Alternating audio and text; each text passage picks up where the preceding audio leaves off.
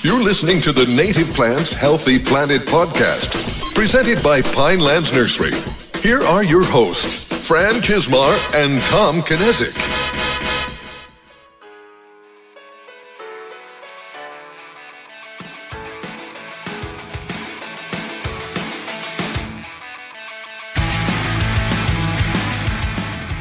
Welcome back to the Native Plants Healthy Planet podcast presented by Pinelands Nursery. I am Fran Chismar. And I'm Tom Kinesic. Welcome to episode 203. This is one I'm really looking forward to.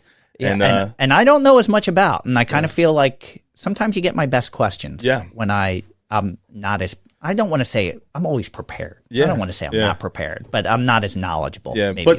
For myself, coming more from an agricultural background, not just growing up in the nursery, but I got a degree in agricultural business. Were you FFA? I was not FFA, but getting a degree in agricultural business, having friends that had dairy farms and beef farms and grain farms, always just had an interest in that realm. And then that's inspired me to kind of join some of our trade associations, be active with Farm Bureau.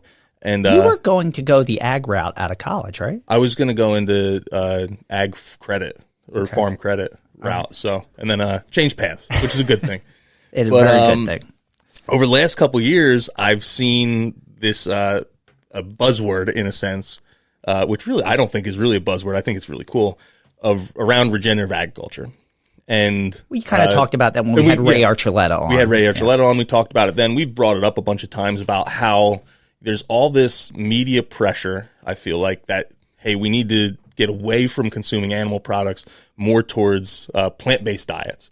You see that all over. And then this concept of regenerative agriculture is out there saying, hey, well, meat is also really important for you. And then there's a way we can steward the land using animals to feed our diets and the ecosystem at the same time. So when I've thrown that out before, we had a couple people say, I'd really like to learn more about this. And include it. And using all the podcasts I listened to, I'd never actually heard Taylor, who's our guest today, up until last couple months, but I'd heard the name Rome Ranch thrown around a lot by some of the folks. I think it was Ben O'Brien used to work at Yeti, then he was at Meat Eater, then somewhere else. I think he threw it out, and that's where it first clicked, maybe 4 or 5 years ago now. And so when I was thinking about it, I was like, well, let's take a shot and see if one of those folks will come on. I was really glad that they said yes. So today we're joined by Taylor Collins from Rome Ranch, Force of Nature Meats. I know you guys, Morgan, who helps you out, sent me this long bio, and I could read that, but I think I'd rather ask you to kind of go through your start and how, because you weren't born into agriculture, you kind of came to it, and I think hearing that story would be really cool. Where you started, and then kind of how you got to where you are now. Yeah, guys, it's a pleasure to be here. I was thinking that I feel like we're kindred spirits, brothers from a different mother. Yeah, but we're all actually from the same mother, which is Mother Earth, Big Mama, Gaia. And so it's cool that we have this connection, this compassion, this capacity to grow plants and within the context of a native plant nursery, backyard garden, agricultural setting. I mean, dude, we're all doing the same thing, which is photosynthesizing plants, singing light, growing resources.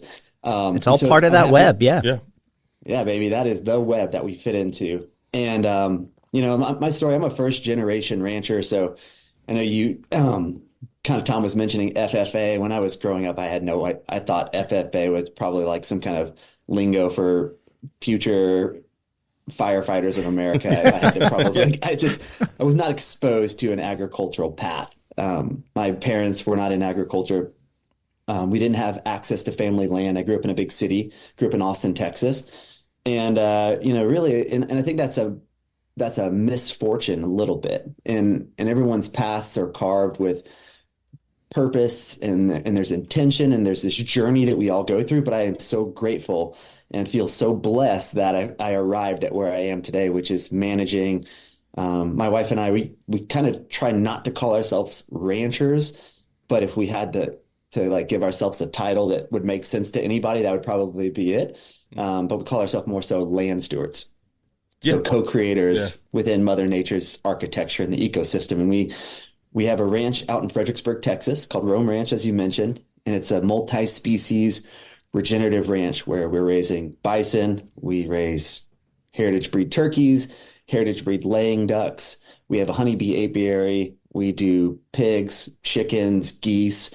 And then at any given point in time, we have hundreds of thousands of beating hearts, which get us really excited in the form of wildlife. So right now we have eastern meadowlarks, tens of thousands of them nesting in our pastures, and they're equally as a part of this ecosystem. And we feel blessed that they chose to be here, and they are serving an ecological purpose and a role. And they're not here by coincidence either. There's resources, there's shelter, there's food, there's habitat. And so that's kind of a bigger idea and where this regenerative interplay and how we co-create with Mother Nature works. And so when we bought the ranch 7 years ago, it was highly degraded, highly industrialized, very extracted.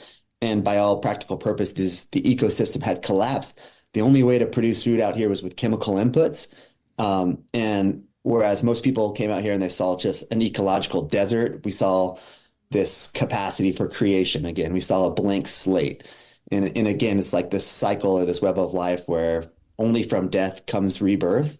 And you can't escape that. It's like all life is, things are being born, they're emerging, and then they're living, and then they die, and then they decompose, they break down, and that cycles over and over again in perpetuity. And so we saw this land as this amazing opportunity to really highlight how positive animal impact, specifically with bison, can restore and heal an ecosystem and create a net positive return.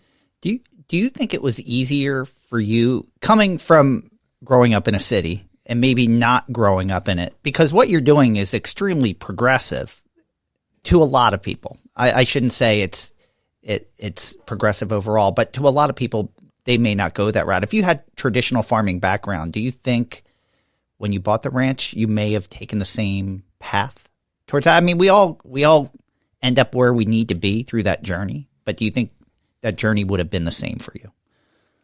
Yeah, that's a great point. I think about that all the time. And again, that's kind of a blessing, not having preconceived notions or bias put into how I perceive a relationship with land.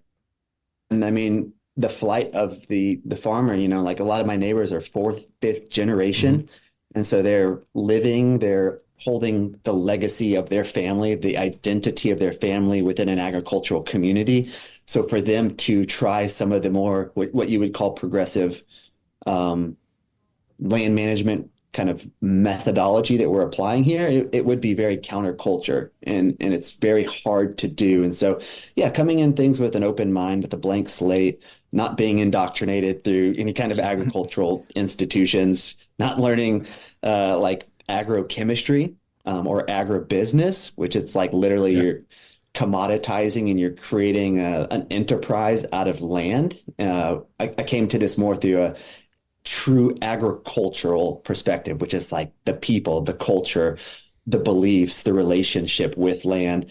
And ultimately, like I love nature growing up, being outdoors, traveling, camping, immersing myself in all the beauty and the abundance of creation. That for me was like the guiding principles, that when we started working and managing land, that was the framework that we looked back into. And then people like Ray Archuleta, who you guys have had on your podcast, I mean, giants in the regenerative agricultural movement, were just humble enough to stand on their shoulders and kind of carry the torch into the next generation. The pillars are what's important. It's what you're built on, like you said, the foundation.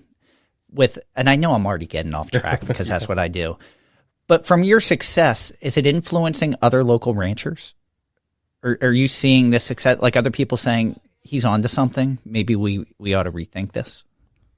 Yeah, absolutely. We've seen we have very personal examples of that. When we bought this ranch 7 years ago, my wife and I were sharing a Toyota Prius, and in our community, it's like 9 out of 10 vehicles are F-250 pickup trucks.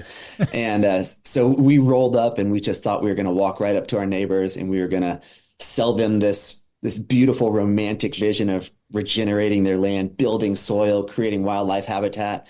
And bless their hearts, they just looked at us and they said, like, I can't even take you seriously. You have no idea what you're talking about. Beat it. Like if my grandparents didn't know your grandparents, I'm not going to lease my land to you, even though you're my new neighbor.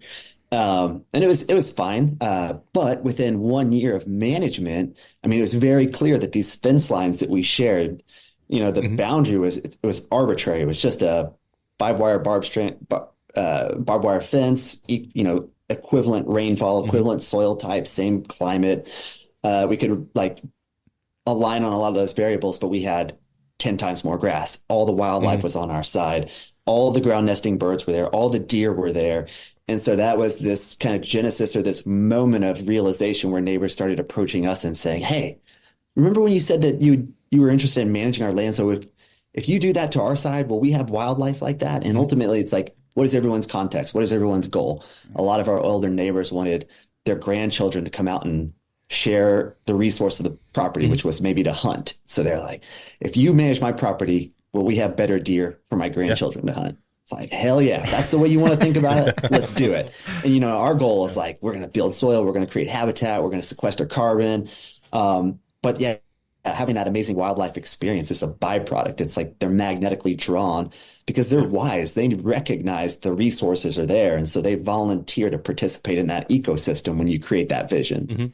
Which has been a big move. Our listeners are familiar with Kyle Leibarger, who we've had on a bunch from Native Habitat Project, but that's his kind of background was I'm creating better quality hunting land for landowners in the Southeast, and where his revelation was he was spraying a limestone glade to create a food plot, and realized somehow that, I'm killing all this really good stuff. And that's what the wildlife actually wants, and kind of flipped gears. And then he's like, I'm going to create native habitats. And the wildlife came back. Probably a lot harder to do, but. And it was kind of your vision for this podcast where, like, to showcase how many people are using different paths for somewhat of the same outcome, and we've had on like QDMA. I think it was, to rephrase that a little bit. Yeah. They're taking the same path for a different goal. They want, like, someone wants better pollinator habitat or better foraging land or better fishing, better fishing areas for hunting. And the process is regionally dependent, but is very similar. You're introducing native plant species, if they aren't already there, or managing for native plant species. And then that kind of leads you to that outcome. So, I joke that a lot of our episodes are very similar because it's like this. They're saying the same thing. It's just, I want turkeys here. I want different birds here. I want X, Y, or Z. It's kind of the same, but different processes, different area. So what made you buy the ranch, and where did you and your wife start? Like, did you have a plan already in mind when you purchased the ranch, or was this is what it is? How are we going to do this? When we first visited the ranch, we had to really use our imagination to kind of reimagine that earth to heal itself. And there were things that we saw that were encouraging. And so we were managing 900 acres, and 450 acres of that were, chemical, mechanical, extractive, industrial agriculture. So plant-based monocultures using herbicides, chemical fertilizer for over 80 years. And so that 50% of the land was decimated. And that was not a lot to look at, but we did kind of venture into some of the areas that were never farmed. And we saw Indian mounds, we saw caves, there was wildlife back there. So there was like this potential. It was a glimpse back into the past that if this land at one point in time could sustain populations of indigenous people that were native to our area, then the capacity is still within the land to return to that. And so we had like these hints and these signs that at one point in time, there was an abundance here. And that was encouraging. But when we came to the land, our goal was really to learn, and we're lifelong students. We're learning every day. By no means have we figured this stuff out, but we're certainly further ahead than we were 7 years ago. My wife and I have never been the couple to like write out a extensive business plan and then, do spreadsheets and like financial models. That's just not in our nature. We are okay with moving forward one step in front of the other, making mistakes, never letting perfection getting in the way of progress. And so it was really like the idea was to get out, to reconnect with a greater system, something that we believe is within all of us, even if you don't have a history in agriculture or any kind of knowledge of plants or ecosystem capacity. Like we wanted to connect in a deeper way. And so it was really just listening to ourselves, our instincts, and then obviously the mentorship of the giants within this movement, giving us some guiding principles to start applying. And then so much regional context here. And that's something that we don't want to like gloss over that or make it like a reductionist idea, but how we manage our land here in Central Texas is going to be radically different than someone managing the land in Austin, which is like 100 miles away. Yeah. Very different rainfall, very different soil types. And then you think into like, well, what about like high mountain ranches in Colorado or high desert plains or timberland, like woodland ecosystems? It's all very different. So one of the early identifications for us was, all right, like what was this land hewn from? And like looking around, what does this land want to be? And when you start looking at it, you know, this part of Texas is a mosaic of ecosystems, but this area would have been a savanna for a very, very long time. And bison were keystone species. So that means they have a disproportionate positive impact on the ecosystem. And so like when we're thinking about, all right, we have this land, where should we begin? We need a lot of love. And it's like, well, bison used to roam here for millennia. And they were like the architects of our most fertile food systems, the most fertile soil systems the planet's ever seen. No one's raising bison out here. Bison are pretty much all been removed from Central Texas. And so it's kind of like this glaring, exciting opportunity for us to look back in time and tap into the wisdom of the bison and allow them to teach us as much as we're learning from other experts within the industry. Yeah. No, that's amazing. And I got to go to I told Fran a while ago, but I got to go to a bison ranch that was in Kentucky. That was kind of a similar model, using some native forages but managing it probably way different because they're in Kentucky where it was a little more lush and rich and they got a lot more rain than you probably do where you are. But I do want to dive into some of the a little more general topic. Can I ask an off-topic question? Can do it first, all right. Because I'm thinking, I'm like, how beautiful that sounds. Yeah. And you have these bison roaming, but they're there as, I don't want to say it wrongly. It's some of them are an end product. Like some of them are being sold as meat.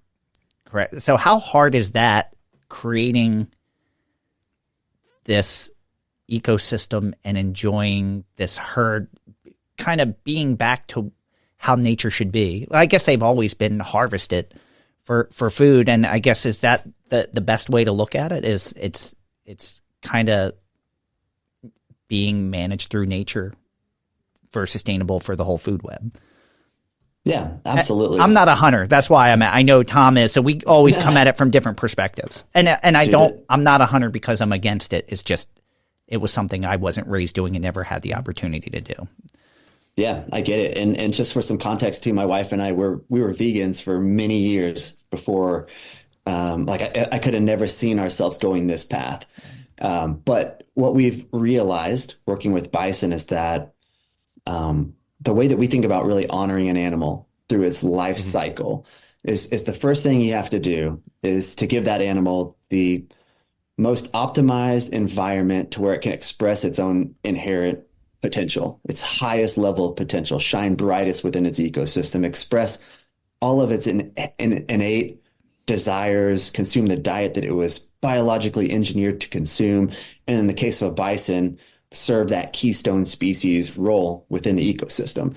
And so that's like right there. You can't do that without thinking about that animal in a holistic, spiritual and physical way. Like it has a relationship with you, but also with the land. And so recognizing that there's something very innately special about that animal. We don't think about them as like, these are our livestock. Yeah. We think about them as these are our co-creators. We cohabitate this land with them. We feel blessed that they allow us to share this space with them. And so that's kind of like the first phase of really honoring an animal. The second way we think about it is, well, how does that animal transition into death? Which is kind of what you talked about. And so a couple of things that really stick out to me is like this recognition that these animals, they have multiple roles. Their role is to heal, to restore an environment, an ecosystem. At some point in time, they transition that physical energy is transitioned in the form of food to the greater food web, whether it was on the Great Plains or the prairies, hunted by packs of wolves, mountain lions, grizzly bears. They were food for apex predators. And so we think of them as like offering this blessing, this gift to nourish our community, our body. They've served their ecological role, and then they transition into serving the role to nourish our community and to heal our community, heal our people. And the way we do that is with a lot of reverence and a lot of respect. And we field harvest the majority of our bison out at the ranch. And so they die with their favorite native grass in their mouth. They die within their herd, their community, right next to their siblings. It's the land that they have been born on, the only land they know as home. And by the time that we hear the gunshot, the sentience is gone. Like the spirit's still there. There's a release of light energy into a greater ether. And we recognize that and we celebrate that, but we get to put our hands on that animal, thank that animal, pray over that animal. And then it's just for us, it connects us to something that's within all of us, which is a community coming together to celebrate an animal's life and that gift, and then to cherish it by consuming it and celebrating it and telling the stories of that animal. And so we see the life cycle of the bison fitting into our context that way. I mean, there's so much reverence and love, but a greater appreciation that it takes life to sustain life. And within our context, too, if we didn't harvest bison, well, the apex predators have all been gone from Central Texas. And so within the modern realities of farming and ranching, we would be destocked and we would get overgrazed, and then our land would get desertified. And so it's always trying to biomimic how the herd would have moved with that predator pressure, but then also how some of the weakest animals, maybe the animals that didn't breed, those would be the animals that the predators would take. And so we have breeding cows that are going to live up to 30 years on this ranch, live amazing long lives. And then the bulls that we harvest, they'll be 3 years old at that harvest date, and they've bred, they've realized their fullest bison potential. Everything bison could ever experience in their life, they've experienced. Yeah.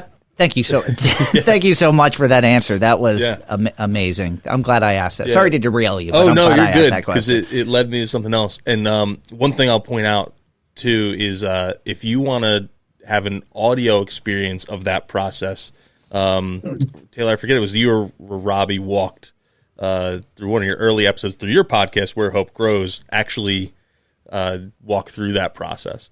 And I think it's a live recording of how you're demonstrating that process. But as someone who grew up hunting and still hunts, I think people who hunt or farm probably have had that kind of experience before, or I should say ranch, not necessarily farm, where you after a kill, you kind of have that moment where you're respecting the animal because you know what it's going to turn into. That doesn't live just through the meals, but also through the stories. And but I think for the greater population, was something that historically, ancestrally, they have, but today most people don't have, and which is why I loved listening to it on your podcast when I did a couple months ago, just because it is something that you're not only doing this, you're also trying to show it to other people, so they can kind of see that process and reconnect in that way. Tom even shared it with me. He was like, I think you ought to listen to this because I think you'd appreciate it. Well, that's cool. We have about 10 to 12 field harvests a year where people from all over the United States come to converge to Texas to do this. Many times we have vegans coming to these events because there's something within their own life's journey or path where they feel like, man, like I'm just not living my highest potential. I'm like missing something. I want to reincorporate meat, but I want to do it extremely with intention, with reverence, mindfully. I need to see this experience. And I think that's it's a tragedy in our modern civilization that we're so far disconnected from the source of creation, from the source of our abundance and our food and our nutrition. And I think it's with intention. I think there's blinders, especially with the big commercial meat packers. I mean, there's an oligarchy of meat packers. Primarily, there's like 3 international companies that control and dominate the entire beef industry globally. And so they don't want you to have a connection with the land. They don't want you to have a connection with the rancher, with the animal. It's as far separated as possible. And we think that there's a lot of good in understanding where your food comes from, and then showing that reverence, having that capacity to see something transition into death really grounds you in an ecosystem in which you can't separate yourself from. Death is inevitable. But how many of us are actually living, right? And so it's like this ability to see life transition into another form. And in these community events, we do these, year round, and they're awesome. No one's freaking out. People are nervous. People are like, hey, my kids want to come, but should they come? And we're like, hell yeah, bring your kids. They're going to get it. They're going to be the first people to understand it because they've never had a lifetime of indoctrination saying that this is weird. And so people come out, and after the shot, there's like this really beautiful moment where the entire herd converges in on its downed herd mate. And we allow this really sacred space to exist. And we used to think this was the herd saying farewell. We used to think it was like lights going out and the herd sensing this energetic shift. But the more we've done this, the more abundantly clear is it's this expansion of light.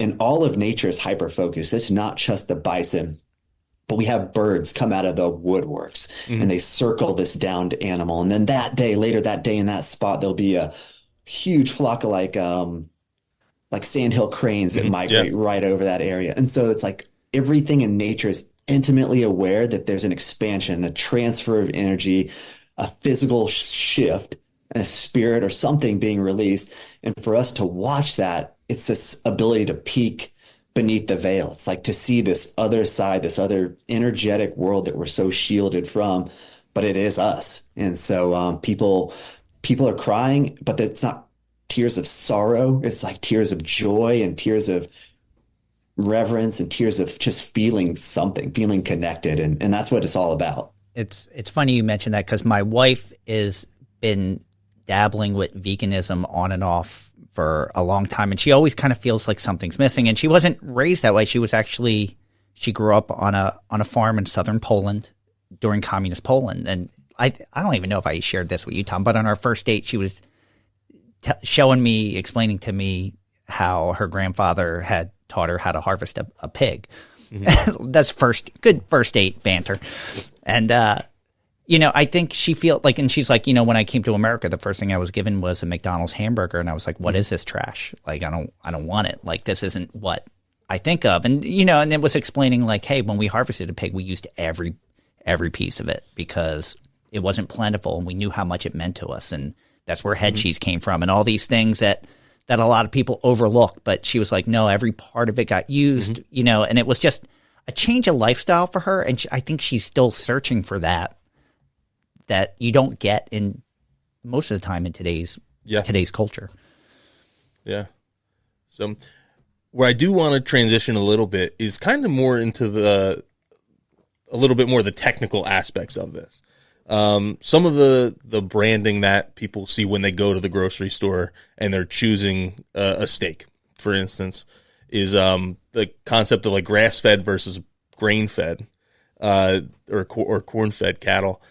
And I think they'll probably initially notice the price difference. Maybe there's like some other tangible things like the color difference or texture that they'll notice. But from a technical standpoint, what is the real difference that you've seen, not just with bison but with cattle as well? And then have you seen that there's other forage benefits with native plants versus non-native grasses? Yeah, absolutely. I think one thing to point out, so if we're going to talk about like a conventional grain-fed, grain-finished animal, which would be like a CAFO, confined animal feeding operation, some kind of confinement, that's very different than a grass-finished pasture-raised animal. And so the reality of what a CAFO system looks like, that's very much of an industrialized approach to raising animals. I think that's a desecration against all things bright and beautiful. That should not be allowed. Those animals are tortured. They're put in artificial environments. They are only kept alive through antibiotics and hormones. I think it's really sad and tragic. And so I think, back to like Fran's point about his partner just having some reservations about eating meat coming from systems like that. I have the same reservations, but it doesn't have to be, well, I'm going to go vegetarian or vegan, because there is a better option. And when you go vegetarian or vegan, you're opting out of voting for a more beautiful, more virtuous system. And so that's what the grass-fed regenerative model offers. And so one of the things with this confinement feeding operation is that a beef cow, you can fatten that thing up so quickly, giving it an artificial diet of commodity crops. And like you can finish a beef cow in 16 to 18 months, right? But if you're going to eat a grass-fed, grass-finished, pasture-raised animal, it can take up to 3 years. And so from like a production standpoint and a production mindset where you're thinking about, I got to raise an animal as quickly as possible, as cheaply as possible, so that I can get the highest return on that investment.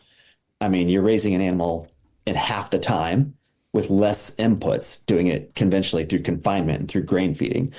There is some beauty in consuming an older animal. When an animal is allowed to forage freely, so animals they have amazing intuitive wisdom about nutritional density. So like you see a bison or a cow or sheep or goat, and you're like, oh, that goofy thing, it doesn't know what it's out there. It's just eating like whatever is available. But those animals are so wise. They are so in tune to their nutritional needs. They are self-selecting plants that can medicate them, that give them the right vitamins, the minerals. They're super wise. And so when an animal is removed from that environment, they're not self-medicating. They get very sick, as we already discussed. But what I really like about the pasture-raised, grass-fed model is when an animal is on pasture, especially when they have access to native plants, they can live twice so their lifespan is twice as long because they take longer to get to finishing weight. However, they have consumed more diversity of plant nutrients throughout that life. They've consumed more plant nutrients, and they've exercised. So they've circulated more blood through their body, which circulates all the vitamins and minerals and phytonutrients, and their muscle tissue is fixed with higher levels of flavor, more nutrient-dense meat, more dense bones, more healthier fat. And so it's like I all day long want to eat an older animal if I can, because that animal is going to inherently be more nutrient dense. And one of the things that we've been really lucky to do is right now there's a couple of amazing research scientists. One is Stefan von Fleet. Another guy's named Fred Provenza. These guys are like pioneers leading this, really trying to understand the difference between grain-fed and grass-fed. We haven't really honestly had the technology up until this point in time to really clearly differentiate. I mean, I was at a bison conference 5 years ago where like the leading dietitian nutritionist of that time, her name was Diane Rogers. She went up on stage saying there's no nutritional difference between a grain-fed and a grass-fed beef cow or bison. And that like blew my mind. I just couldn't believe it. And it just felt wrong, but really we just didn't have that technology available to us. We're just like right on the forefront of this. And so Stefan von Fleet and Fred Provenza, they're publishing all this amazing research right now. We worked with them on a project where they took 20 grain-finished bison who were put in a pen. So they had some kind of confinement towards the end of their life. They were fed, I believe, corn, alfalfa, and hay meadow. So it was like a free choice. And then 20 bison that pasture raised, long life, grass-fed, grass-finished all the way through. And then they used mass spectrometry analysis, that's kind of like that cutting edge technology to sample the meat. And right now they were able to identify like 1,570 different compounds within the meat.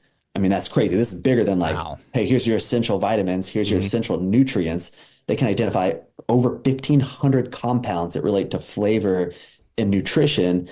And there was 671 compounds that were dramatically different between grain finished and grass finished. And so not only was the animal objectively healthier, but the nutritional density was greater for the end consumer. And so it's all connected, right? It's like the land, the grass, the forage, the animal, the consumer. You can't have health without one or the other. It's all inseparably linked. Yeah. I have to ask, I'm so impressed with your knowledge and for saying you've had this ranch for 7 years. What was your background prior to you and your wife prior to purchasing the ranch? We've lived a storied life. We've done some cool things. And It's just like, how far back do you want to go? But I'll say right up to living on this ranch, getting so deep into regenerative agriculture, we kind of had a health crisis. We were long-term vegetarians, gone vegan, gone raw food vegans. Stuff was not working. And so we made this pivot in our own lifestyle, in our own diet, and started reconsuming really high quality grass-fed meat again. And it was just changed our life, our perspective, our journey forever. Couldn't ever go back. And we were so exuberantly ecstatic about consuming meat again that we started a company called Epic. And Epic is like this protein bar made out of meat. Okay. And so it just wasn't, like we were eating a lot of plant-based stuff at that time. We're like, why can't you just like put a piece of bacon in your pocket and go for a 100-mile bike ride? Yeah. Why doesn't that exist? Or why can't you just like grab a steak and go camping and just like have it at your access? And so we made a portable protein bar made out of meat. And that was really like our avenue into agriculture through our own health, through our own like journey. And then we started visiting a lot of our suppliers that we sourced meat from all over the country. And when we stepped foot on land that was regenerating, sometimes people that have been doing this 20, 30 years, it was like you stepped into a different dimension. Like you didn't know that life could exist with so much beauty, so much complexity. I felt like maybe you like went back in time 200 years. And so there was like this feeling, this calling that we had where it just said, man, these families, like they figured it out. They're onto something. If we ever have the opportunity to get our hands dirty, to double down, to practice this, to inspire, maybe educate other people, I think that's going to be our calling. Like we're going to be done after that. And so we ended up selling Epic in 2016. And then immediately after that, we bought what is now Rome Ranch. Wow. I just love that. I feel fortunate that the people that we talk to all not only belong doing what they do, but love what they do. Mm-hmm. And I just feel that, I don't know. You can't say that for every industry all over, and it's not everyone took like a straight path to get there, but everyone got there and belongs there. Mm-hmm. And it's just, you're just another example of it. And I love that this is where you've ended up, because what you're saying is so influential. I'm sure there's people that do it that can't express it the way that you do. And it's very meaningful mm-hmm. to hear. And it's very, I don't know. I'm very pumped up about this right now. Well, I mean, I'm an optimistic person. My wife balances me out. She's maybe more of a realist, but like when we're out here, there's so many challenges that our civilization faces mm-hmm. From a global perspective. I mean, we're constantly being reminded that like our soil systems are on the verge of collapsing. Climate change mm-hmm. is happening. Food insecurity is a real thing. And when we're on land and we're seeing Mother Nature's capacity to heal, it is abundantly clear that it's quicker and it's greater than our capacity as human beings to create destruction. And so the forgiveness is there, and it's just that shift in mindset to co-create and to look into the architecture of nature that's been in place for millennia, billions of years. We didn't just arrive here. This has been happening for billions of years. And then put these cycles of nature back into place, and then step back and just admire the beauty and admire in awe what's happening in front of you. And so I just think that anyone who's devoted their lives to producing food, to feeding their community, to healing an ecosystem, to participating in this very exciting moment, this tipping point in human history, I think it's just an amazing high calling. Very inspirational. Sorry, Tom. I know I keep. Oh no, you're good. You're good.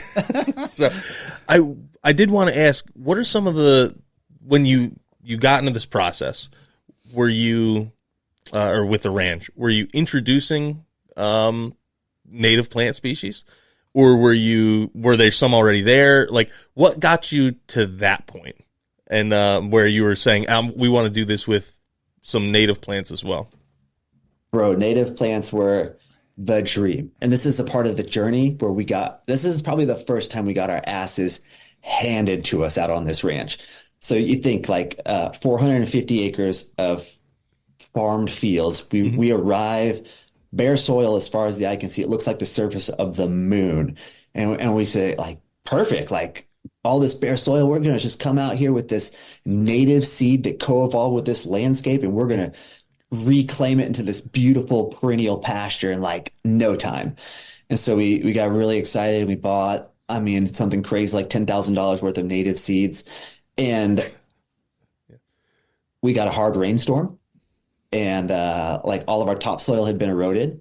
And then the winds came, and then there was a drought.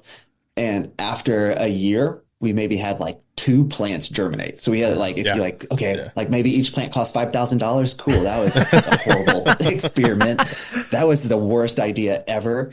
And what we realized from that is like this soil, it's subsoil, topsoil has been eroded. It's been washed off due to flash flooding and the wind. So like these native seeds don't even recognize our soil as indigenous native soil. They don't have the microbiome present. They don't have the chemical or the like biological stimulus for them to express themselves and to germinate. And so it's like so clear, but what a dodo mistake. We kind of we shifted our perspective and started planting annuals. So covering bare soil, just getting some kind of living root, cycling carbon, cycling minerals, getting water back into the soil. We did that for 3 or 4 years before we actually started seeing the native plants reestablish. And we were always promised like, hey, for every square foot of soil in Texas, at least, I think it's pretty similar across the world, but there could be up to 20,000 native seeds just dormant, just waiting in there, just sleeping. And they could be sleeping for 100 years. And it just takes like that. It takes like a bison, or, it could be anything, not just a bison, but like a bison pooping on it. And then that seed is inoculated through some kind of like rhizobia or mycelium within their own rumen. And it wakes up and it expresses itself and it comes up. And it's like, that's the first one in the field. And then year over year, you let them go to seed. You have to manage your grazing. But when we build our soil health, we're seeing more and more of these desirable perennials emerge. And that is like, man, we feel like we arrived when we see those things coming. Yeah, no, that's awesome. How quickly did you see a change once that started to happen? Was it pretty rapid? Like once you saw it starting to, where you had that seed bank starting to germinate a little bit, was it pretty rapid, or did it still have a little bit to go? So there's a difference between land that's been historically overgrazed, which is it's too much biological stimulus. Okay. It's still counterproductive, and then land that has been farmed, which is like chemical, mechanical warfare against nature. And so the areas that have been farmed, I mean, I think it's going to take us 50 years to get back to a point to what we achieved in 10 years in our overgrazed fields. Wow. And so it's just like so much more biology has been lost. The complexity, the biodiversity has been removed from the system. It's a sterile system. And so in our ecosystem, it's very much, it's like boom or bust. Like it's semi-arid. We get 28 inches of rain a year, but typically what happens is we'll get 6 inches at a time in 2 days, and then it won't rain for 3 months, and then it's 100+ degrees. And so bare soil is public enemy number one. If you can correct bare soil, man, you are going to leap forward, leaps and bounds. You're going to see changes. But the problem is like, how do you cover bare soil if the cycle's been broken, if your water cycle is decimated, your energy cycle is decimated? So it's like the chicken versus the egg. And, like in come the bison. These are like our co-creators. And what we did first on a lot of those farmed fields, once we recognized the native seeds weren't going to be able to just come out and kick ass and like create a beautiful, abundant prairie immediately, was we started rolling out hay. And not all hay is created equal. It's actually pretty ironic, but when you're buying hay as a farmer, if you're selling hay, you can get more for your hay if you market that your hay is chemically fertilized and has been treated with herbicides, because it's like a pure product, baby. It's like you got one single species in here. You don't have any seeds. You don't have any wildflowers, all that nasty stuff.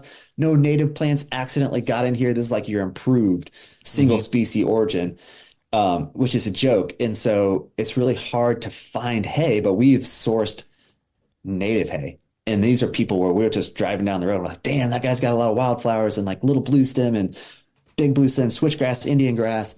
and we'll just knock on that guy's door and say like, hey, would you mind if we cut your grass for you? And then we just had someone come out here and bale it. Like, shit, yeah. You mean you're going to tell me you're going to cut my grass? Like, hell yeah, come on out, buddy. And so we've been rolling out native hay.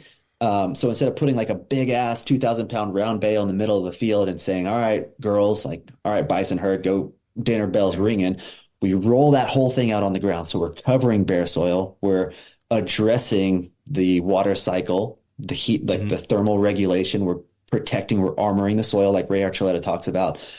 We have seeds within that grass, and the bison come in and they eat, but they don't eat it all. They trample a lot of it.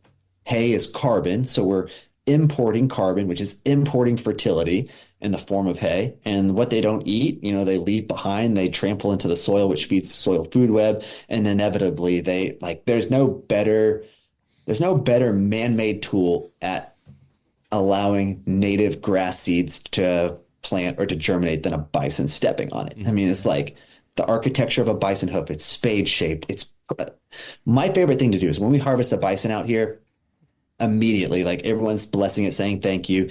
And then it's just say, hey, everyone, I want you to look at this animal. Look at the abundance. Put your fingers through this animal's coat. And there's thousands of grass seeds and wildflower seeds all over the animal's body. And then I say, you think that's cool? Check this out. We pick up the hoof and we show the hoof. And within each hoof, there's like 300 or 400 seeds. At any given point in time when that animal's walking, it is seeding for you. So it's always promoting the biodiversity of the ecosystem. And that's, again, one of the keystone species attributes of this animal. And it's like, again, when you confine animals, when you remove them from their natural setting, they don't get to express this, the symbiotic gift to the land. And so I just think bison are the coolest. One of my favorite, I know we're kind of getting off topic, but no, please. You're good. I want to bring this up. My favorite way to plant native seeds. This is so badass. I wish everyone could do this, and everyone can do it. We'll just modify it for everyone. But I call it a seed bomb, and I'll just get a handful, like really diverse native seeds, and I'll just throw it on the back of a bison. And then, all day long, every time it's stepping, inevitably they'll fall off and they'll get stepped on. Or when that animal wallows, which is rolling around on her back, it's an instinctive behavior. She'll transport those seeds. So she's like a pollinator or propagator. And so if you don't have bison, you can still do that. You can like throw seeds on your dog, maybe, or in the hair of your best friend or your wife, like just like an egg, like one of those Easter eggs that you crack, cascarones. I love it. I love it. With where you started and how far you've come with the soil health and what you've done, how happy are you? Is this just a step and you're like, we still have a long way to go with where we envision this? Like, what is your overall oasis when all is said and done? And is it achievable? We have a long way to go. Okay. A long way to go. We're still only functioning at a very small percent of the productive capacity of this land. So when I think about productive capacity too, it's like this is the foundation of all ecosystems. It's like the foundation of all agriculture, but it's how much light can you capture? How much photosynthesis can you pull? Sunlight in this particle state transforming through the roots of a plant into carbon. So into a physical form, something that can feed the soil biology, and you can build from that. It's like a battery within your soil. How much of that can we have happen? And we've made leaps and bounds forward. We're running 3 to 4 times more animals per acre than anyone else in our county, but we also have more grass than anyone else in our county, more wildlife, better water infiltration. So like the whole system's working. However, we haven't arrived, and we're never going to get there in our lifetime, probably not even on our daughters. I think we've lost, we as a species, we have no idea where the peak is. And we're just so accustomed to operating at such a low level. And this transcends like everything as humans. Like we normalize a low baseline of human health, physical health, mental health, relationship health. Like we just normalize this dysfunction. But for us to really honor the land and get to receive its full, most beautiful potential, we're not going to get there in our life. But we're going to plant the seeds and put them in place, and maybe our children or our grandchildren or our grandchildren's children will get there. And that's kind of the exciting part. like, yeah, I think one of the reasons that ranchers, some of these old ranchers, man, I got some neighbors in their 80s. These good old boys, they'll like just crush your hand. Their forearms are so strong. And they're rocking every day. They're getting outside. They're just like so stoked to check on their animals and like see their plants. And it's because they have so much purpose. Like they want to see that life exist. They want to see it grow. They want to see, like, they're going to hang on another year because they're like, man, that pecan tree I planted like 40 years ago, shit, I want to see that thing get 4 feet taller. And so I think that's where we are, man. Yeah. And you got to be okay with that. It's slow, but at the same time, it's beautiful. And maybe we get accustomed to it, but when people come out within our community, they're just speechless. They're just, how did you guys do this? Where am I? Like, I feel like I was abducted and put in a trunk of a car, blindfolded, and then like transported to another country. Like, what the hell is this? Stay tuned for more of the Native Plants Healthy Planet podcast, presented by Pinelands Nursery.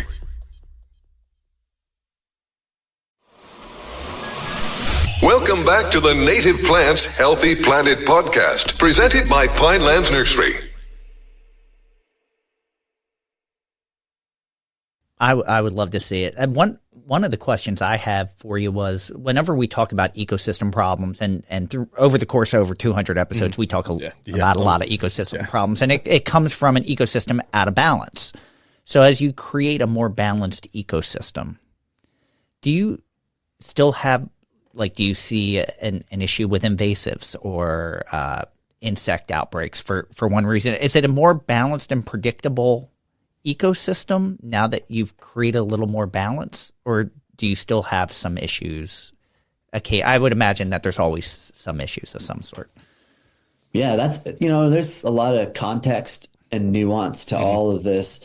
Some of our undesirable, call them invasive species, like we'll think about like thistle, that's public enemy number one. But when 450 acres of tilled fields stopped getting sprayed with herbicides for the first time in 80 years, Mother Nature's like sending a signal. I got to cover this soil and I got to keep people off of me. So what grows is like cactus, thistle, nettle, mesquite, like things that poke you and physically literally say, get your ass out of here, human being. I need rest. And so we freaked out about those thistles for a while. And like we had mentors that just encouraged us, hey, they're annuals, they're serving a purpose, they're cycling nutrients, they're cleansing soil, they have deep tap roots. Let them serve their biological role, and then they're going to kind of abate or ameliorate on their own. And sure enough, we've seen that time and time again. And so it's easy to focus on the things that we don't want to see as humans. It's like, man, that was my first experience with the land when Katie and I came out here. It's like, man, that thing over there is pissing me off. Like, why is that plant growing? Like all these undesirables. And then when we shifted our mindset, we started focusing on the things that we wanted. It was like the energy goes where energy flows, and you start really creating that abundance or that vision of a future that your wildest imagination can fathom. And so it's been a shift. When natural ecosystems increase in complexity, they're inherently more resilient. And a really good example of that is for every undesirable insect species in a high functioning ecosystem, there should be about 1,400 predator insects that will slay that thing. Yeah. And so what we've done by a very reductionist mindset, when we've disrupted an ecosystem in almost totality, is the undesirable insects, those are the ones that are like first secession. They're the first to arrive, and there's no pressure. Like there's a void within nature. Nature's going to fill that void, and that void is always filled with the things that piss us off. And so again, like, okay, well, what can I do? I can like spray herbicides, spray pesticides, or I can try to promote biodiversity of insects, of birds, of plant species. And then as the complexity improves within nature, there's like checks and balances, systems in place to where eventually you hit some kind of homeostasis. But that doesn't happen overnight. We're still dealing with that. Yeah, in my mind, I love it. I think like that this pasture is beautiful. But if you took like my 85-year-old neighbor who's been, doing like beef cows or monocultures his whole life, he's like, this place looks like shit. What are you guys doing? There's wildflowers out here. I mean, like the fact that people can think that wildflowers, native wildflowers, are undesirable. They see them as weeds because their cows won't eat them. That blows my mind. And that just pisses me off. And so that's like the whole mindset shift of like a desirable and invasive, something that is undesirable. It's all in the eye of the beholder. Yeah. Yeah. One of the questions I wanted to ask was, what are some of the plants that you saw come back to the landscape that either surprised you or you just thought were really cool to see? I'm thinking some of those wildflowers that probably took a while to get there. Yeah, man. The wildflowers are one of the cool ones because wildflower, there's this saying. So like where our ranch is, about 3 miles from us as the crow flies, was the Texas White House. So is where President LBJ, Lyndon Baines Johnson, served most of his presidency, and his wife, Lady Bird Johnson. You know, each like first lady has this opportunity to have some kind of mission, some kind of like focused effort to do something great for America. And her focus was re-beautifying America through wildflowers. And so she was like this visionary person who like worked with the Department of Transportation to line the highways of our state and most of the United States with wildflowers. And she had this awesome saying that where wildflowers grow, so does hope. And really what that means is like in ecosystems that are so destroyed, like fallow, you know, think about lands that are desertified where they're absent of life, absent of complexity. Wildflowers are some of the first species to show up because they're broadleaves, they're low successional, they're not afraid. So they get in there and they not only create beauty, but they start correcting those cycles of nature. So now like, again, like minerals are being mined, ground is being covered, pollinators have resources, there's food for birds. So they're like this awesome early succession keystone expression of nature. In our particular area that we bought our ranch, it was a old German community called Blumenthal. And I didn't know what Blumenthal meant until a couple of years ago, but it translates to Valley of Flowers, something along those lines in German. And when we came out to Blumenthal, what is now Blumenthal, there was no flowers in Blumenthal. So you had to imagine that like when the first Europeans came here, they were just jaw-dropping with the colors of the flowers out here. And now through chemical and mechanical agriculture, flowers just aren't a thing. And so one of the really cool experiences for me was to see things like firewheel, Indian blanket, blue bonnets, of course, our state flower, butterleaf, butterweed, squawweed, like all these amazing shades of flowers. Bee balm has been a really cool one, but to see them come up on our ranch and then one day our 80-year-old neighbor, good old Myrtle Pfeiffer, comes down the road to just like, you know, see if she can borrow a cup of sugar or something. And she just drives up and she's like at the verge of tears at the wildflowers. And her first thing she says is, "Did you guys plant these weeds? Like what's going on?" She didn't even recognize that these are native plants. And no, we're like, "Hey, these were in the soil. They're just now waking up after who knows how many decades." And she's just like teary-eyed. "This is so beautiful. I can't believe this is here. Can you help me find wildflowers in my property? Like, what can I do?" And, you know, she's like lived there for 80 years and she just didn't even know that was a thing. So wildflowers for me, like always grows hope. It always reminds me of better, brighter, more beautiful future. I love that. That actually made me think. I had heard an interview with Jane Fonda one time and they were asking her about growing up in LA and what the difference was when she was a kid to today. And she's like, the amount of birds. That's the one thing I realized is just there were birds when I was a kid. There's no birds now. You know, and she's like, and what was open land is no longer open land. And it's, you know, those things hit, you know, it's pretty amazing when you put it in that perspective. I was thinking I would love to connect Taylor with Mike Curran. We have a friend who's an entomologist that does work in Wyoming for oil companies, documenting for land reclamation, like how many more pollinators, like if you do it correctly, if you do the reclamation, how many more pollinators show up, like, and all that. I would love to see the difference with your ranch with the amount of pollinators, or if there's something rare that maybe someone hasn't seen in decades, or rare plants that people haven't seen in 100 years. Yeah. Oh, that's so cool. Yeah. I can get down with a good entomologist for sure. You would love they're Mike. Fascinating, quirky people. And I think he was a Doug Tallamy student as well. So he's got good acumen. Well, dude, when you look at like if a lay person, I don't even want to say lay because that sounds lame, but like if someone who doesn't have a background or doesn't feel like they can make a decision on the health of an ecosystem, like that's one of the things. Like, it's like you could use your senses. Do you hear birds? Close your eyes. Birds, like you mentioned, like that's like one of the greatest indicators that an ecosystem is functioning at a high level. And then insects. Yeah. I mean, like if I'm going to go out to a park and I see no insects, or farmland and there's no insects, I'm like, damn, what's going on out here? Like there's like something's off. And hopefully it's not chemical warfare against them out here, because I don't want to expose my children to it. I don't want to drink water from this property. But yeah, I mean, everything's connected. But those are just a couple of things that anyone can look for to decipher really quickly the health of an ecosystem. Yeah.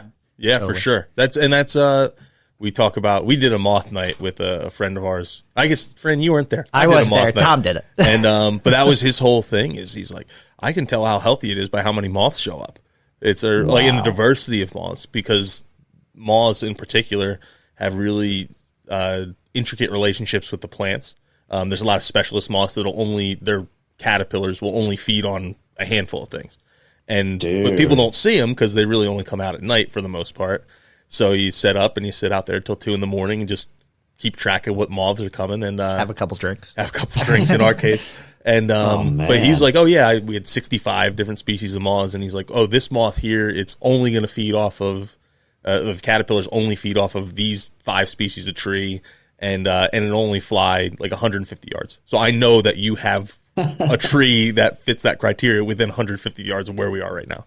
And yeah, it's just, you have the insects. It means that something's going right in a lot of cases. Yeah. There's this entomologist that I've recently really got into. His name's Philip Callahan. And he was this brilliant entomologist. He served in World War II. He was stationed in Ireland, and he looked at the biomimicry. He was a radio operator. And so he would look at how antennas were created for the Allied forces. Yeah. And he was looking into nature with insects specifically to try new design ideas to transmit different wavelengths, like lower frequency wavelengths, which was kind of novel at the time. But Phil Callahan, he was revolutionary in recognizing that the plants that destructive insects, undesirable insects are attracted to emit infrared light. So like there's this energy in the blade that these insects are attracted to, and they know that plant isn't healthy, and they slay the plant. And so it's like, that's cool. Yeah. Well, like, let's shift away from infrared light. What can we do? Can we go more like ultraviolet? How do we nourish this plant? So instead of spraying freaking pesticides, why don't we just fix the root problem, which is the lack of plant health from the lack of soil health? I'm picturing your ranch like the Wonka factory. My daughter would love that. That would be her highest compliment. I'm going to tell her that today. She's going to be like, I wish. What are you talking about? I'm going to have rivers of chocolate. Tom, I feel like we've been an hour and we've asked like almost none of the questions we were going to ask. I would say I kind of warned you that this might happen in the beginning, but I think it's been a really cool conversation. I do want to bring up or ask you, with the differences between like conventional agriculture, particularly commodity crop agriculture, versus regenerative agriculture, what are some of the differences, and is regenerative ag scalable enough to a point that it can nourish our nation, but still have the ecological benefits too? Yep. So like, but when we get into what is regenerative agriculture, I think it's important to look at what is conventional industrial agriculture, kind of how you alluded. And over the last 50 years, the prevailing force of agriculture globally has been industrial. And 97% of all arable land has been degraded. And so that means either the topsoil has been completely lost, or it's diminished to the point at which it's a fraction of a percent of what it used to be. And that's important. And then since the 1950s, 1960s, post World War II, when chemical fertilizer became abundant and it became the norm, we destroyed billions of years of a soil biota, a soil food web within just a couple decades. And so chemical agriculture, industrial agriculture, it's based on extraction. It's a very extractive mindset. The premise is how quickly can I yield maximum amounts of my cash crop as cheaply as possible and as efficiently as possible. And so it's a very reductionist view. It's in opposition to every natural force or frequency that nature has evolved. You're literally having to fight nature with chemicals and with implements to even prop up a system like this. And so regenerative agriculture, this is this idea where you can cooperate, you can work within nature's architecture, within the principles, and you can produce food in a way that not only feeds communities, but can also feed the system to which we all belong, which is like the natural system, the greater system. And there are principles within it. Regenerative agriculture is not prescriptive based, because if it was prescriptive, then it could just be like everything else, like organic is prescriptive or non-GMO is prescriptive. It's, hey, check these boxes. Are you doing these things? Cool. The assumption is you're making your land better, but that's not always the case, especially when it gets scaled, and especially now that like organic is industrialized. And so regenerative agriculture is really focused on outcomes. So where is the data? Where is the proof that what you're doing as a land manager is creating a net positive return on the land? How are you healing this ecosystem? And there's so much diversity and complexity and nuance to decide how you're doing that. You can look at how quickly your soil is infiltrating rainfall. You can do it at how much carbon from the atmosphere you're cycling into your soil, how many native pollinators you have, how many native migratory birds you have. I mean, there's like all these variables that indicate regeneration is happening. And so, I think we're at this tipping point in humanity where the incumbent system is failing us and it's continuously being propped up. It's putting tremendous stress on farmers and ranchers. I mean, farmers and ranchers, I love them. And I don't want anyone to ever judge a farmer and a rancher that practices differently than you or has a different mindset, because there's a lot of cultural pressure. There's a lot of family pressure. There's a lot of financial pressure. And industrial farmers and ranchers, incredible debt. I mean, they own like tractors that are hundreds of thousands of dollars. They're somewhat addicted to this chemical system, just like someone who is like addicted to oxy reacts. The inputs that go in and the product that comes out, it's like a system of dysfunction. And so, always having compassion for that person. But really what we're seeing is that people, their backs are up against the wall. They're coming to this realization that I'm about to lose the farm, or like my kids don't want to be the next generation, or I don't want my kids to take over this farm because I don't want them to be depressed and have all this anxiety and have this pressure. And like suicide rates of farmers and ranchers are higher than almost every other career. And so there's this moment in time where like the pendulum is swinging, where we're seeing the polarity, the darkest side of farming and ranching, and we're recognizing it's not working.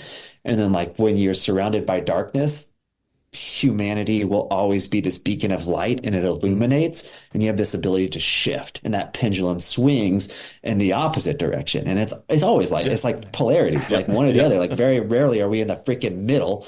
And so we're shifting to the polarity, which is more collaborative with Mother Nature, and learning some really foundational principles, which are not new to us. Again, like it's a pendulum swing in a cycle. This is how even like the early homesteaders had to farm, because they had to feed their own families and they had to feed their own communities. They weren't extracting and exporting nutrients all across the globe. And so there's wisdom, there's indigenous wisdom.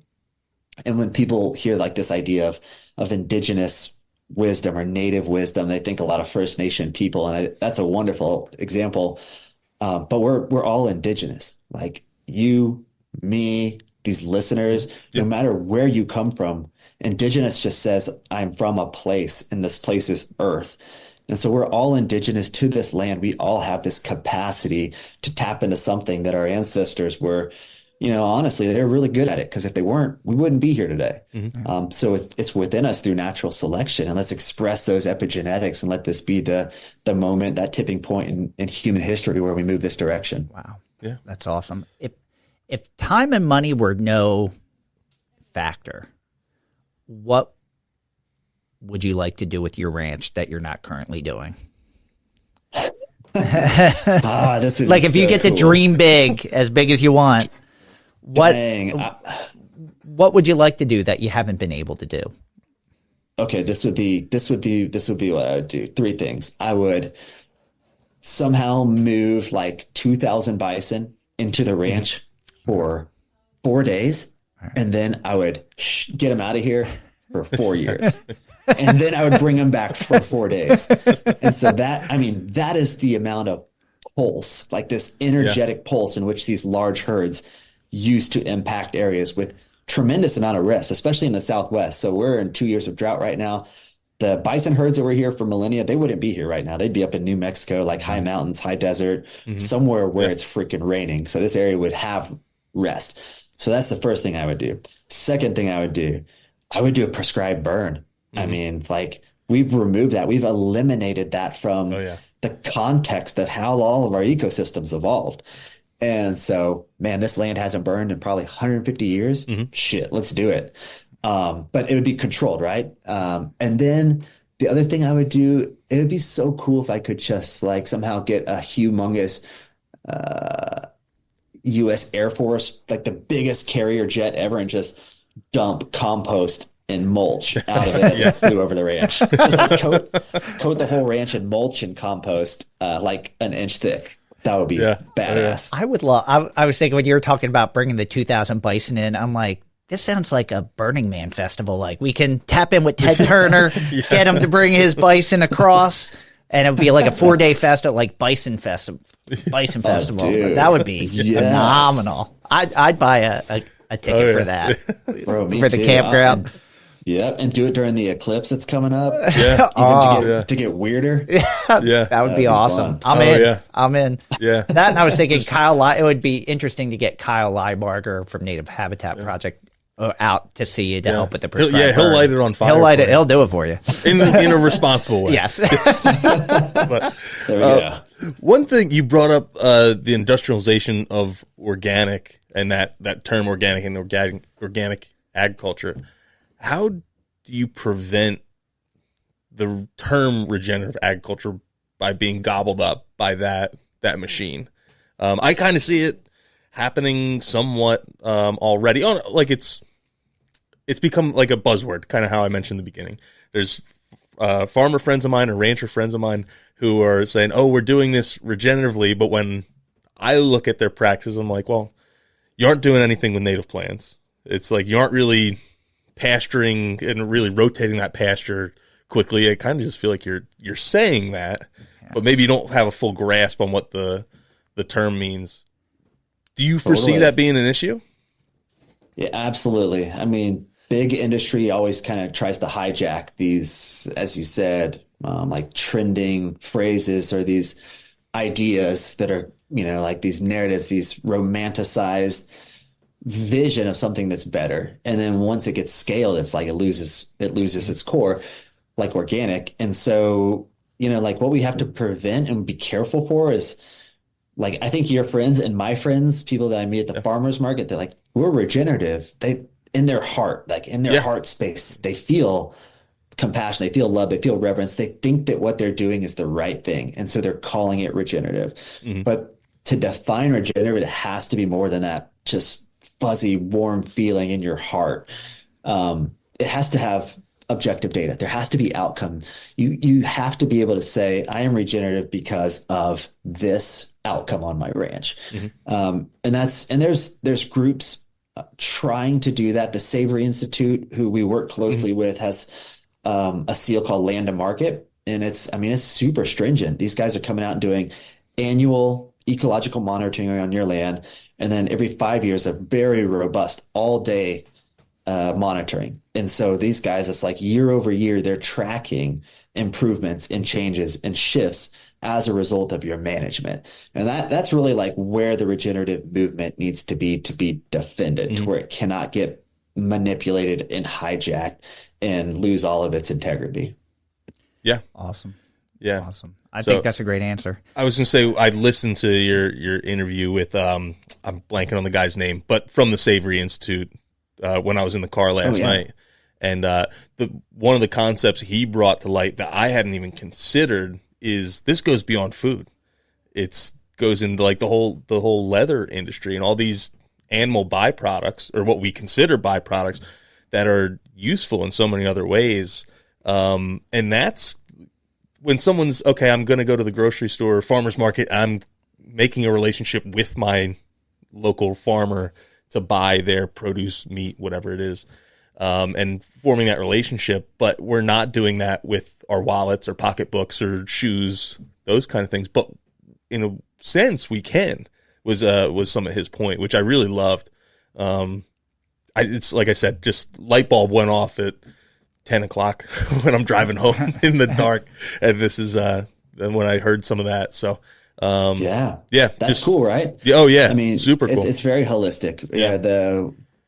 With animals, you have food, fiber, and dairy. Yeah, and food and dairy are kind of paving the path. The fashion industry is lagging behind. Yeah. I mean, they're like eons behind. They're not even paying attention to what's happening. But there are some companies stepping up, like you mentioned, which is really cool for a consumer to be able to say, hey, like, I want to support a system that aligns with my values. I want to participate. I want to cast a dollar as a vote for a future that I want my children to inherit. And now, for the first time ever, that can happen. As far as how land is managed, and I think like there's this initial knee-jerk reaction to saying like, oh well, that's really, like this regenerative stuff or this grass-fed stuff, it's so much more expensive than the conventional commodity stuff, which the conventional commodity stuff, like the true price isn't even represented at the shelf. The price to your health, the price to the water that you're drinking, the air that you're breathing, future medical expenses, like it's not a real price. But, like I think as a country, maybe as a world, we overconsume. It's like back to this industrial hyper consumer model where it's like we have to grow GDP, our economy has to grow. Every corporation listed on like the NASDAQ has to be showing perpetual endless growth. Yeah. And that's a problem because like you're extracting, you're consuming. And so instead of consuming in abundance without any kind of consciousness, like buying just a bunch of shit that's going to last a couple days or not even fuel your body or your family, like don't spend that money. Just buy less and buy something that's higher quality that aligns with you, that will actually nourish you and feed you, and create abundance in the world. Yeah. Yeah. Even just, I think of the food with the regenerative nature. One of the conversations my wife and I have is just gut biome, and the health, eating this way, how does it change your health? And all the reports about, like, if you were born when I was born in 1970, the difference in gut biomes between that and being born in 2000 and what the health means from all the preservatives and everything, just health-wise, it has to – eating the way you eat now, do you see a difference health-wise? Like, do you feel differently than you did 10 years ago? No, absolutely. Yeah, I mean, I don't think many of us can say like, hey, my age 10-year version of myself, I'm 41, if I had to get in a fist fight in a dark alley with like my 21-year version of myself, I would whoop his ass. Like that just doesn't happen because we expect and we normalize our bodies to degrade over time. Yeah. But just like the potential of healing of our land that we're witnessing in real time, we have that same potential in our own bodies because we're one and the same. Like the microbiome of your gut is a reflection of your environment. And one of the things that, like this microbiome stuff's fascinating. Like we're learning that the majority of your serotonin is produced in your microbiome, which controls your mood, your expression of satisfaction, happiness, your ability to connect with others, your partners, your community. That comes from your microbiome. I mean, like they're calling it like your second brain, your second heart. And one of the things that we're learning is that, yes, food is important to what happens to your microbiome, but what's equally as important, if not more, is how you interact with your environment. And so that is something that, bam, baby, no matter where you live, get a garden going. Plant some freaking plants. You don't have to be on Rome Ranch 900 acres. You just have to have a tiny little garden, tiny little porch, put a pot out there, put something in the soil, get your hands dirty every day, breathe that in, touch it, and you are nourishing your microbiome almost more than anything you could ingest. We've been trying to incorporate more houseplants. Like that's been actively growing in our lives also. I don't want to have to go outside. I want to incorporate that inside as well. Yeah. Dude, there you go. Even less excuses now. So, you don't even have to go outside. One more thing I wanted to touch on was, how can communities, especially our listeners, how can they support farmers who are managing their land this way? And how can they influence other farms in the area to start adopting these practices? It would be great if everyone kind of do a little bit of this themselves, but you have people who are living in cities or suburbs where you can't have a cow or a bison or even chickens in some regard in your backyard. How can they support folks that are doing this in a regenerative way? Yeah, like the way that we think about it is kind of 3 tiers. And so we say, like, as a consumer, like the highest point of doing this is doing it yourself. So like planting a backyard garden, like the freedom gardens in World War II, like 40% of the food that we produced in this country happened in our backyard. Now it's less than 0.1%. So like, it is do it yourself. If you eat meat, go hunt meat, go work for it, go establish a relationship with nature, with an animal, with an ecosystem, immerse yourself in that. So that's not realistic for everybody. So like the second tier is get your butt to a farmer's market, shake someone's hand, ask them questions, see if they align with your values, go visit their farm and ranch, use your senses. Are there birds there? Are there insects? Are there wildflowers? How do you feel, like, from a cellular level? Do you feel energetic when you're there, or do you feel like beat down? I mean, be in relationship with someone from your community, and like, ultimately, farmers and ranchers, they want to do the right thing. Mm-hmm. They are tremendous at growing food. They're not their highest expressive gift is not marketing and selling their food. Yeah. That's why a lot of like consumer packaged good companies step up and facilitate that. But meet your farmer. And if there's an incentive for you, especially if you're like, I want to buy a full cow or a half a cow, that will really get the attention of a farmer or a rancher. Mm-hmm. And they will raise that beef cow or that bison just how you want it, because man, they can bypass the company. They can bypass the distributor, the retailer. They can put more money in their pocket. So you have a lot of power as a consumer. So if like option 1 doesn't work, option 2 unrealistic, then option 3 is, like we say, we started Force of Nature, which is our consumer packaged goods company. And you can get regeneratively sourced meat shipped to your doorstep anywhere in the lower 48 states. We have 4,000 distribution points throughout the country. So you can go to forceofnature.com and look at our retail store locator. But then, it's like, let us do the hard work.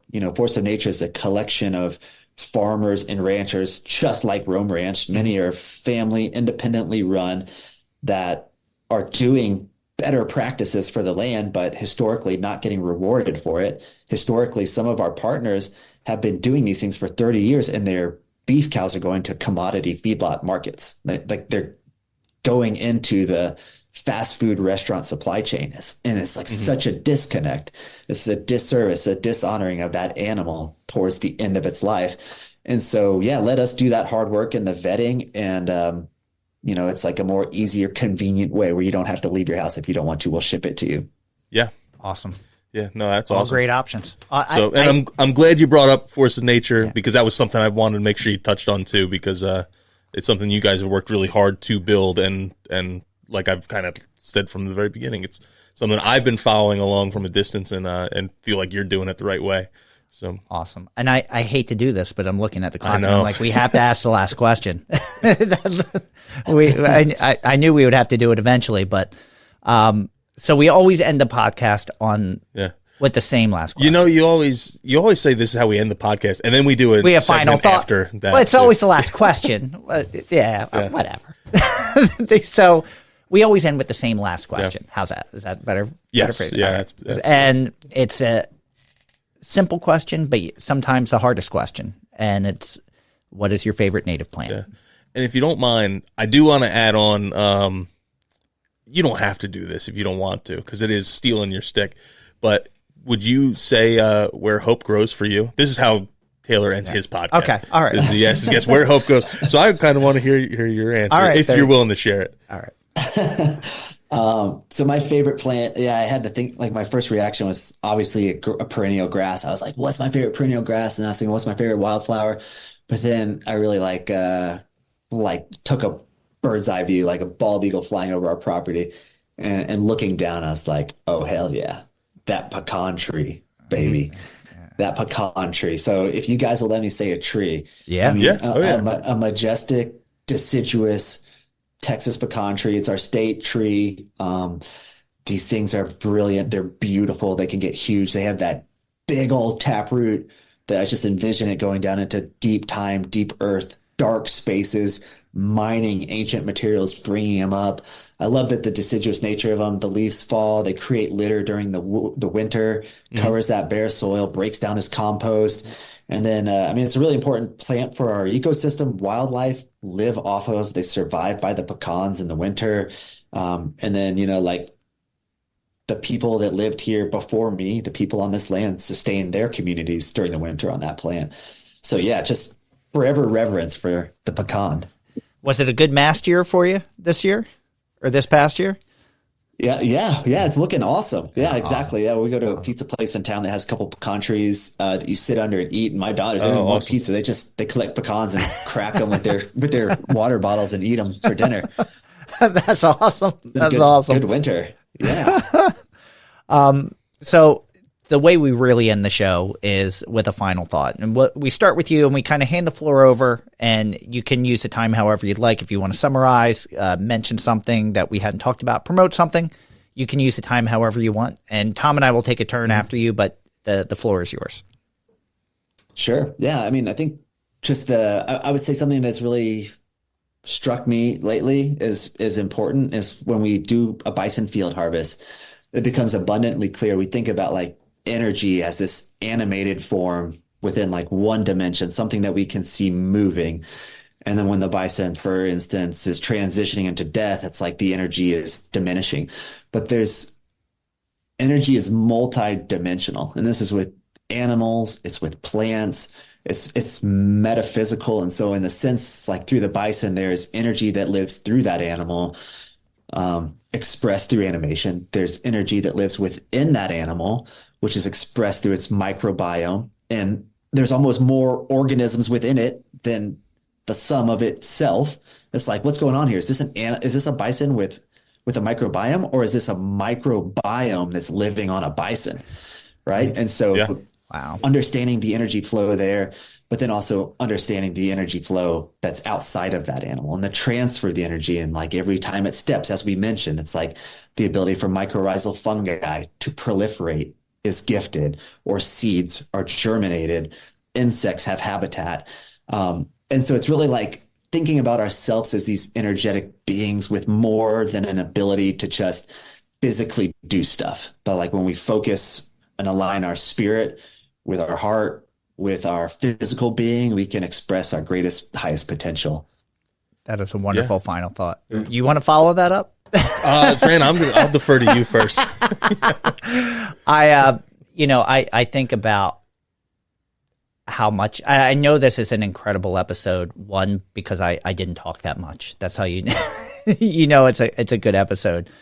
But originally when we started the podcast and it's the podcast evolved the way it needed to evolve, because as much as we love native plants and we could talk native plants all day long, it's hard to talk about native plants and not talk about the soil or talk about the energy of the sun or talk about the energy of life. And all these things are all part of that wheel that keeps turning. So I love when we step outside of our boundaries a little bit on a topic, especially like I knew very little going into this. I've learned a ton, and it's still just one small piece of the big puzzle. And you have to keep learning. You have to keep growing. And Taylor, I can't thank you enough for the stories you shared and your passion and energy towards this, because I will carry that away with me. Like a piece of that is with me as I move away from this. Yeah. All right, there you go. For me, it's I'll reflect on something Jennifer Maynard said on like 2 years ago on our podcast, and that was food is such an essential part of your everyday life. You should be buying the highest quality food you can afford, and I think that always stuck with me. And this kind of added on to it, in that when you're doing that, you're casting your vote, and in addition to just what's the most nutritious for you and maybe healthiest for you, you're also voting on agricultural systems and how they're impacting the greater landscape. I want to say it's like 2% of the population is involved in agriculture, and it's like 80% of the privately owned land mass in the U.S. is in agriculture. So you have farmers who can make a big difference on our landscape, and if you're supporting farmers and ranchers who are managing their land, where they're inviting in nature and building soil and creating habitat and ecosystems for pollinators and wildlife, while also being a profitable farm, versus ones that are excluding those things and degrading the soil. If you can afford to make that vote, I'd encourage you to vote that way. Like each dollar is a vote, and if you can do it, and then even looking into some of the fashion as well, and casting your votes that way too. I was just thinking, if you can pay thousands of dollars to go see Madonna and have her come on late, like you can easily pay for. Yeah, my wife even brought it up. She's like, I started thinking about like how much all the decorations we have in our house that are, you go to Home Goods or something like that, and it's all like made to look antique. It doesn't really have any like significance, personal significance. Yeah. Like a family photo is different than the live, laugh, love sign that might be on your wall. Yeah. And it's like you're spending $20, $50 on those material goods when you could invest it in experiences or in food and all that. And I understand food is super expensive right now, but that's just something that you is impacting your entire life. But if you're going to make a purchase, like you're not necessarily going to buy a cheap mattress, something that you use every day, or cheap eyeglasses or cheap shoes. If you have the income to pay for those are things you use every day that you're going to splurge on. So why wouldn't you do it with your food? Your food. Yeah. So all right, nailed it, brother. Awesome. Hey, well, thank you for joining us today. We hope you enjoyed listening to Taylor from Force of Nature, and you can find more information on them at forceofnature.com. Also, listen to their podcast, which is Where Hope Grows. You can look up Rome Ranch. I think you have a website as well, right? For the ranch, yeah. So I usually throw that in there. I forgot to do that. It will all be in the show notes. It's all going to be in the show notes. It'll all be in the show notes. So thank you, everyone, for listening to Native Plants, Healthy Planet, presented by Pinelands Nursery. Thank you to the Egocentric Plastic Men for contributing our theme music. Make sure you stream or buy their songs wherever you consume music, or if live music is back now that we're post-COVID, you can go see them live in and around the Philadelphia area.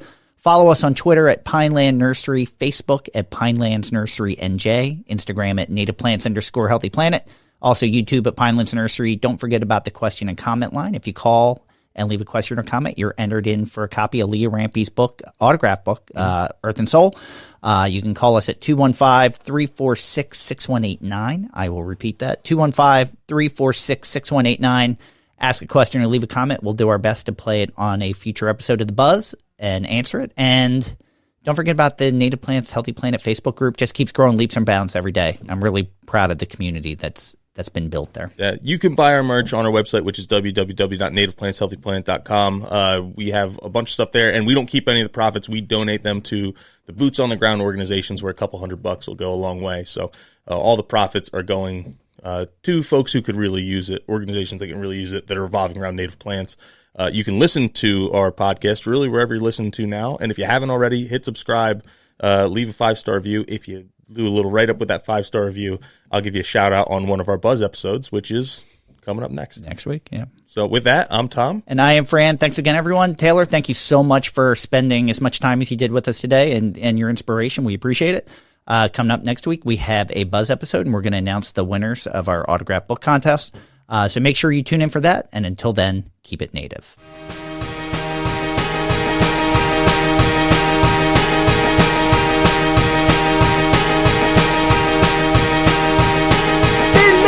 Woods, wetlands, and dales grows a bounty of beauty that never fails. Our native plants, so diverse and so rare, treasures of our land beyond compare. From the ferns below, soaring oaks above, each plant has a place, each plant needs love. Monarch caterpillars launch milk, wheat so tall, bees buzz about, sipping nectar from all. Oh, native plants, how you grace this land. In your diversity, we will take a stand. To preserve our generations to come, their beauty and potency second to none. To protect and preserve the earth, to restore the native plant move that you just can't ignore. Goldenrod, asters, and flowers galore. Monarch is so stunning, can't help but adore. Their colors, their fragrance, a feast for the eyes. Their value to wildlife, no need to disguise. Native plants, how you grace this land. In your diversity, we will take a stand.